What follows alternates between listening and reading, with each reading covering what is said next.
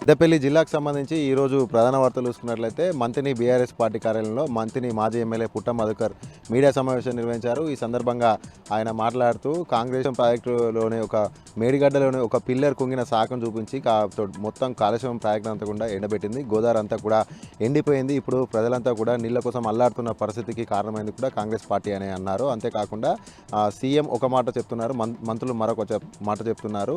ఒకరేమో కాళేశ్వరం సేఫ్గా ఉందని ఒకరు అంటున్నారు, మరొకరు కాళేశ్వరం కుంగిపోతుందని మరొకరు అంటున్నారు. ఎవరి మాట నమ్మాలో కూడా రాష్ట్ర ప్రజలకు అర్థం కాలేని పరిస్థితిలో ఉందని కూడా ఆయన ఈ సందర్భంగా తెలిపారు. అంతేకాకుండా మంత్రి సిఆర్ బాబు అసెంబ్లీలో బడ్జెట్ ప్రవేశపెట్టారు, కానీ మంత్రి నియోజకవర్గానికి ఎన్ని నిధులు తీసుకొచ్చారో చెప్పాలంటూ కూడా ఆయన ప్రశ్నించారు. అంతేకాకుండా 3 సార్లుగా మంత్రిగా అవకాశం ఇచ్చినటువంటి మంత్రిని నియోజకవర్గానికి ఇప్పటి వరకు కూడా అభివృద్ధి చేసింది ఏం లేదు సిఆర్ బాబు అంటూ కూడా ఆయన ఆరోపించారు.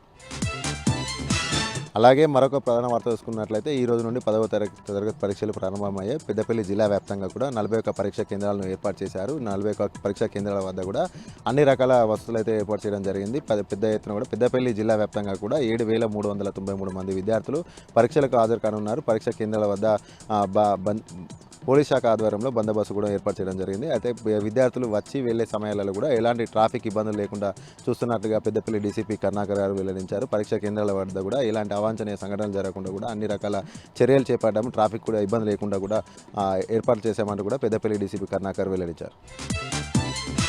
మరొక ప్రధాన వార్త చూసుకున్నట్లయితే రామగుండం రైల్వే స్టేషన్ను దక్షిణ మధ్య రైల్వే శాఖ జీఎం అరుణ్ కుమార్ ఈరోజు సందర్శించారు. ఈ సందర్భంగా ఆయన మాట్లాడుతూ అమృత్ భారత్లో భాగంగా రైల్వే స్టేషన్ను ఆధునిక సౌకర్యాలతో తీర్చిదిద్దుతున్నామని కూడా ఆయన వెల్లడించారు. ఈ యొక్క సందర్భంగా దక్షిణ మధ్య రైల్వే ఆధ్వర్యంలో 41 రైల్వే స్టేషన్లను అత్యాధునికంగా నిర్మిస్తున్నామంటూ దీనికి సంబంధించి 26 కోట్ల బడ్జెట్ కూడా నిధులు కూడా కేటాయించామని కూడా ఆయన వివరించారు.